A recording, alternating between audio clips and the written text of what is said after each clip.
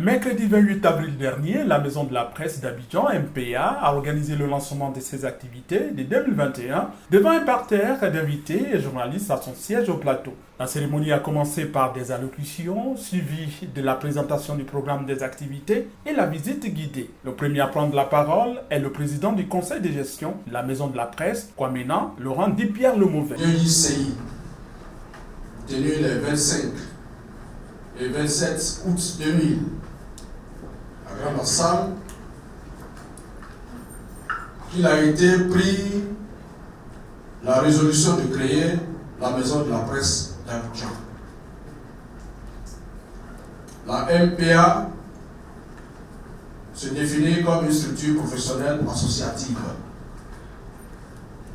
Et les motivations de sa création sont présentées dans le préambule de ces textes fondateurs.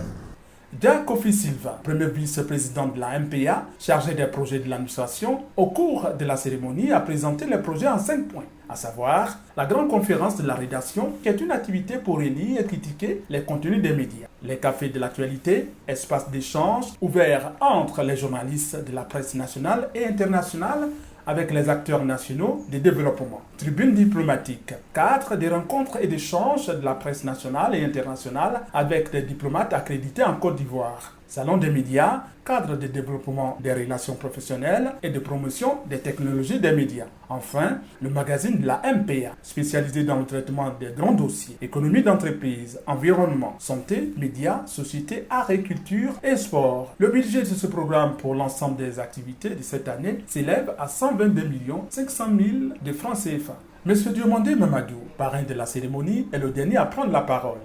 Le monde de la presse est confronté à des réalités nouvelles avec le progrès technologique.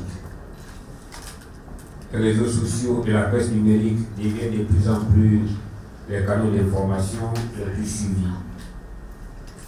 La presse papier subit donc ces changements qui malheureusement ne contribuent pas toujours à un plein épanouissement du journaliste. Je voudrais déjà citer quelques éléments qui retiennent mon attention, notamment le rôle des régulateurs sociaux. Une société ne peut fonctionner sans régulateurs, qui sont les témoins des agissements des uns et des autres, qui sont les témoins des progrès. Ce sont vous les journalistes qui pouvez non seulement le constater, mais mieux le faire partager aux uns et aux autres. C'est un rôle majeur. Je voudrais désigner également le rôle des veilleurs de conscience. C'est en cela que je voudrais souhaiter que tout le programme qui nous a été présenté puisse être déroulé durant toute l'année. Et moi, pour ma part, je me suis déjà engagé à vous accompagner à mon modeste niveau pour que ces travaux connaissent un réel succès. La cérémonie a pris fin par une visite guidée des locaux et la photo des familles.